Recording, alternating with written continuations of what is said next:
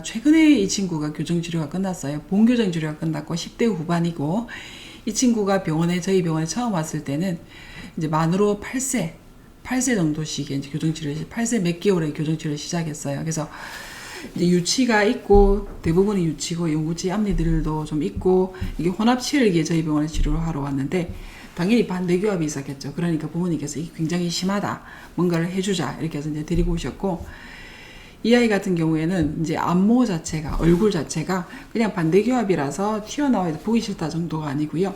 위턱이나 중안모, 그러니까 우리가 선글라스를 끼게 되면 눈 아래쪽 광대뼈, 위턱뼈가 이 부분이죠, 그죠? 이 부분에 어떤 볼륨이 굉장히 납작해요. 여기는 쏙 들어가 있고, 상대적으로 얼굴은 굉장히 작은 아기인데, 여기는 작고, 여기는 굉장히 돌출되어 있죠. 이도 반대교합으로 물리고. 그래서 지금 이제 결과를 말씀드리면, 이 친구는 예비교정을 1년 전으로 했어요. 1년 조금 넘게 했었고, 페이스 마스크를 써서 상악골의 전방 견인을 시도를 했고, 폭경도 확장을 했고, 아래쪽에는 아무것도 하지 않았어요. 치아 맹출, 그 다음에 아래쪽에 턱뼈의 성장을 지켜보기만 했습니다.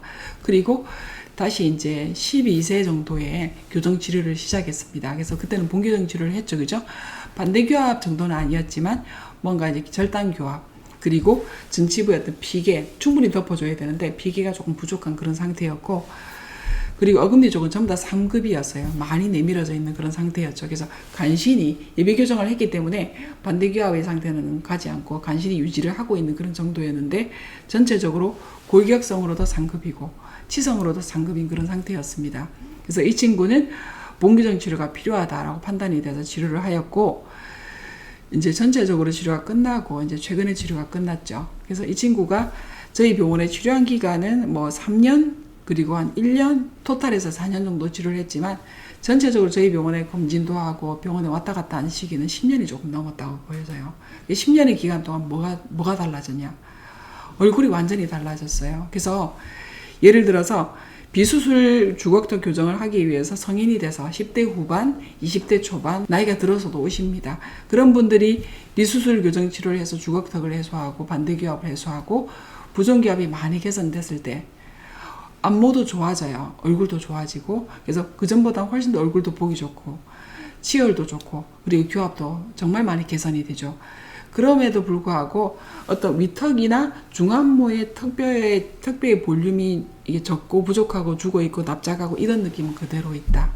이게 예비교정과 본교정을 같이 했을 때 그 케이스와 본교정만 성인이 됐을 때 했을 때 큰 차이점이라 볼 수 있겠어요. 그래서 어렸을 때부터 교정 그 단계에 맞는 시기에 잘 분석해서 적절한 치료 도구를 사용해서 치료를 하고 끝내고, 그 다음에 또 경과를 쭉 보다가 필요한 시기에 본교정을 해서 치열의 어떤 개선, 교합의 개선과, 그리고 충분히 성장이 남아있는 시기에 위턱뼈의 어떤 성장을 충분히 촉진시킬 수 있고, 아래턱은 어느 정도 잡아주는 효과를 보면서 안모의 변화가 매우 드라마틱하다라고 저는 생각하고 있습니다. 최근 근래 이제 케이스가 쭉 마무리되는 케이스를 보면, 최근에 10년 정도의 케이스를 제가 리뷰를 해보면은 비수술 주걱턱 치료를 청소년 시기에 받은 분들도 있고 성인 시기에 받은 분들도 있지만, 지금까지는 다시 수술로 반대교합이 심해져서 내진 주걱턱이 훨씬 더 심해져서 수술을 받고 수술 치료를 다시 한번 받으신 분들은 한 분도 안 계신다는 사실 말씀드리고 싶습니다. 제가 생각하고 저한테 치료를 받으러 오시는 분들에게는 대부분이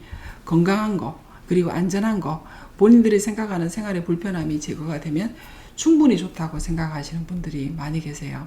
그분들은 이미 다른 병원들을 쭉 돌아보시고 수술 치료에 대해서도 많이 알고 계시고, 그 상담도 받고 진단도 받고 여러 가지 어떤 그런 정보를 갖고 계세요. 그리고 주변에 수술한 분들도 계시고, 그런 모든 자기들이 갖고 있는 모든 정보를 총합해서 그래도 나는 수술을 하지 않고 비수술로 치료를 하고 싶다라고 해서 어렵게 그 이제 뭐 제가 이제 대한민국에서 그 중심에 있는 병원에 근무하는 것도 아닌데, 사실은 지역적으로도 외곽에 있는 그런 치과인데도 찾아오기 힘드실 건데도 저희 병원을 찾아오셔서 비수술 치료를 받고 가세요.